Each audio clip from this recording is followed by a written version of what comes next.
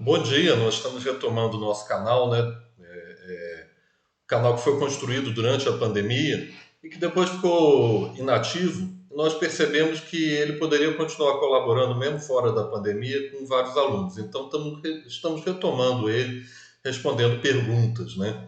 E a primeira pergunta que eu vou responder foi feita por um aluno meu, em que ele perguntou por que houve reativação, né, de antigas falhas, antigas estruturas durante o Cretáceo na bacia do Paraná. Então eu vou pontuar primeiro, a bacia do Paraná é uma bacia intracratônica, né, ele colocou isso na pergunta.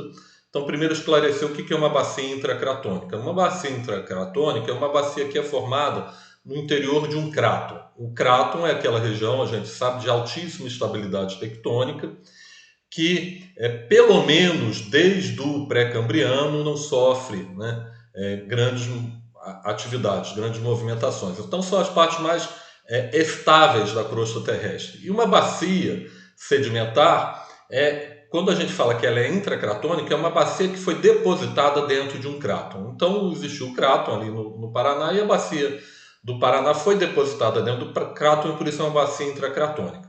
Agora, quanto à tectônica, vamos guardar o seguinte, né? A gente pode dizer que para a formação do relevo brasileiro, três eventos são fundamentais.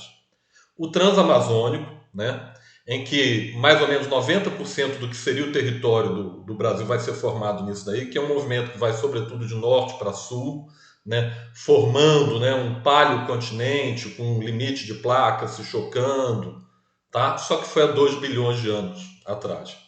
Depois, há 600 milhões de anos atrás, na formação do Pangeia, a gente tem um período que a gente chama de Brasiliano, que dá os principais contornos do território brasileiro, vamos dizer, termina, né, de sedimentar a placa, soergue até antigas cadeias de montanhas aqui no interior do território brasileiro, como é o caso da Serra do Espinhaço, né, a Serra Geral de Goiás também. O cráton de São Francisco era como se fosse um mar, né, semelhante ao que seria o mar Mediterrâneo. Não estou falando que é a mesma coisa, e que aí você tem duas placas se chocando, né, incorporam isso ao continente, soerguem, né, e hoje em dia mais ou menos a bacia hidrográfica do Rio São Francisco vai passar por ali.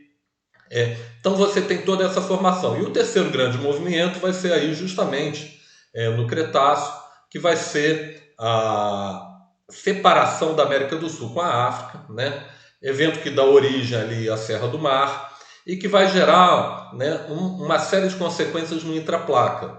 E, sobretudo, né, você vai ter um magmatismo na bacia do Paraná e realmente na borda, sobretudo, da bacia do Paraná, já falamos de uma bacia intracratônica, né, nós teremos ali a reativação de falhas e de estruturas.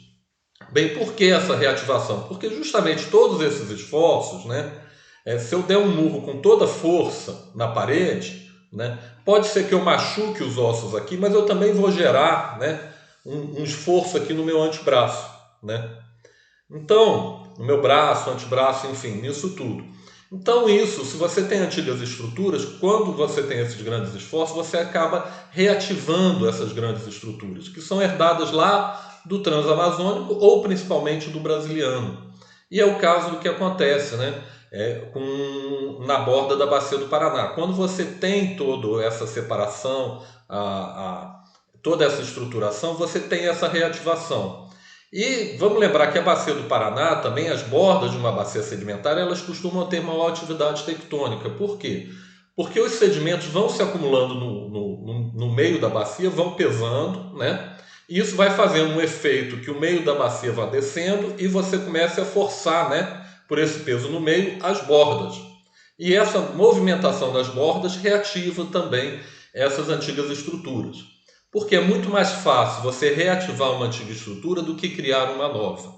Então é mais ou menos por causa disso, né, que durante o Cretáceo, né, sobretudo ali nesse período da separação da América do Sul com a África, você tem eventos magmáticos e, sobretudo, a reativação de antigas estruturas na bacia intracratônica do Paraná.